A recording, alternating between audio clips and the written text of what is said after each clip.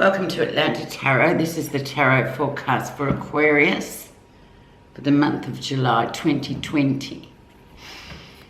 Okay, Aquarius, let's see what's happening for you in July. Cancer, water, emotional cycle that it can be, that it will be. Let's see. The Chariot. Funnily enough, the Chariot is the card for the Cancer sign. So, success and victory is yours. However, one must emotionally discipline oneself, Aquarius. So what is it you need to discipline yourself about? I'm going to find out, but that's the energy. So moving forward at a great pace, but once your ducks are in a row, basically. So, excuse me, I've got a bit of a cough and a cold. Where you are right now, Aquarius, the Devil. Stuck, perhaps. Stuck in what, though? You know, this is... The Devil talks about, it's a very good card for business success, material success. It talks about addictions, being sort of sidelined by things, attracted to things that we know we really shouldn't do. We're human beings, so we get ourselves into all sorts of strife sometimes. But the Devil sort of asks you to break that cycle somehow, and that goes very well with the Chariot, actually. So it's sort of saying work on whatever is making you feel stuck. Just remove it for a while. Release yourself from the chains that bind, basically. But we're going to find out precisely what that is with the Influence card or the Crossing card. Oh, Aquarius. Two of Cups, the Soulmate card. Interesting. Now, this can be a soulmate person, but it also can be a situation where you're emotionally attached to something that you love. So it could be a project, a job, anything like that, but you have to ask yourself, why do you feel stuck? Why do you feel sort of tethered to this particular thing, emotional thing / person? But it's very much on the path, so we've got to work through it, don't we, Aquarius? Let's see the background of the situation. You have the Ace of Cups, so there it is, a really strong connection, either to a thing, a project, or a person. So there's a real sort of magnetic attraction there to that particular thing / person. And however, there's a fear too with the Devil there of being sort of stuck on it, or, you know, just really, it's almost like an addiction, really. You're just sort of addicted to that feeling. So let's see, because you can move forward from it, but you've just got to try and do things a bit differently.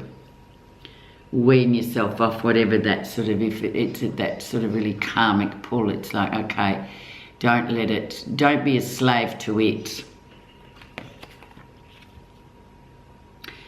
Recent influences. Good news is on the way. So ways to move forward with it. So obviously you're aware of it. There's good news about it. So there's a way out of it, not to get so sort of drawn into that vortex. It's almost like being sucked into something where you think, oh, I'm in fear of being addicted to this thing. And it really sort of sends you into the highest of the heights, doesn't it? But this is good news and a way forward with it, with the Page of Wands. So you can kind of conquer it, really, Aquarius. And the Aquarians are the most independent of all the signs, really. The males and the females, both highly independent. operators themselves. But like every human being, we do get sort of sucked into that attraction, and it's strong. And the story being, well, you know, you have to learn something from whatever that attraction is. The lesson you'll be learning in July, the end of a cycle. So it's almost like, yeah, well, master this attraction / addiction. Do things differently. And you know already that you want to do it with that Page of Wands. So, you know, just finish that cycle. It's a test. And once you sort of master it, then it goes and it doesn't revisit. But if you sort of avoid it and then get trapped in that spider's web yet again, it'll come back and keep coming back until you master it. Okay, let's see what's happening in the near future. In other words, sort of perhaps second week of July. Fear for fear's sake.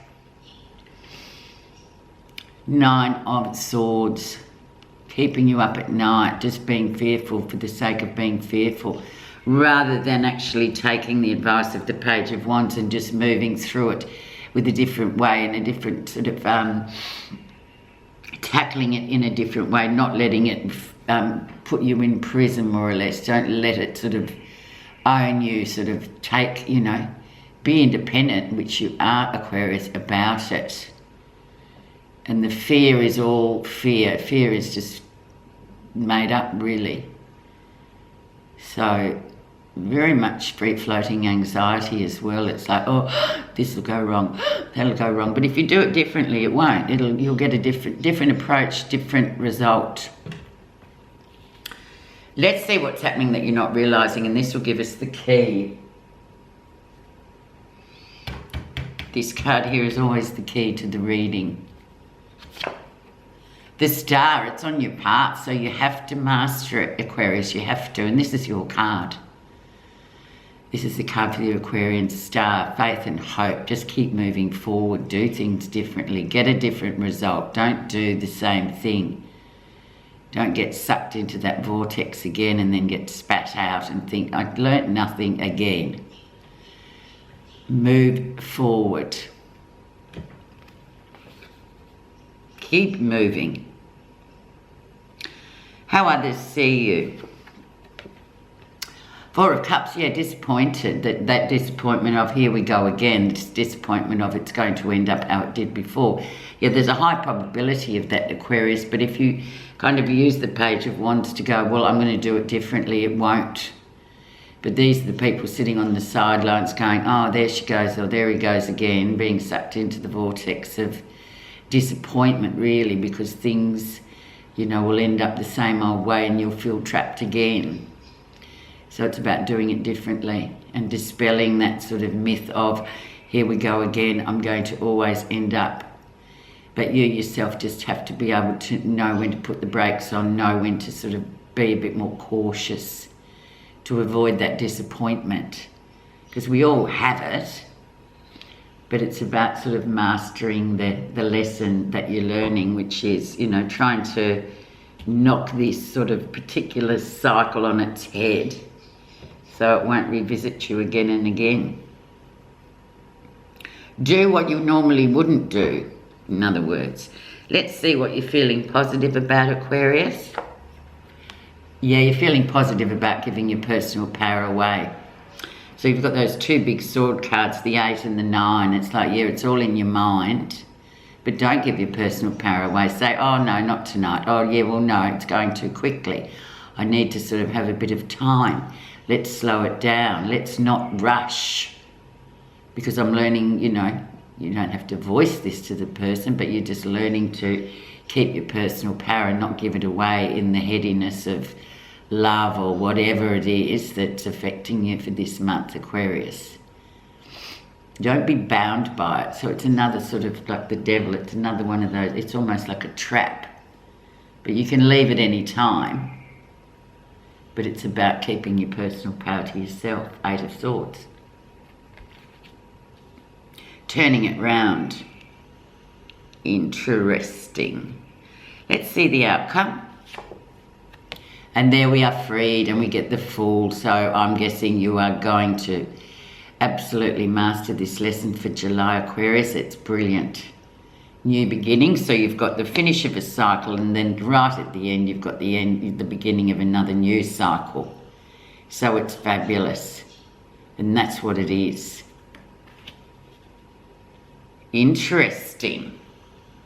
Okay, let's see what your message is from the Buddha reading cards.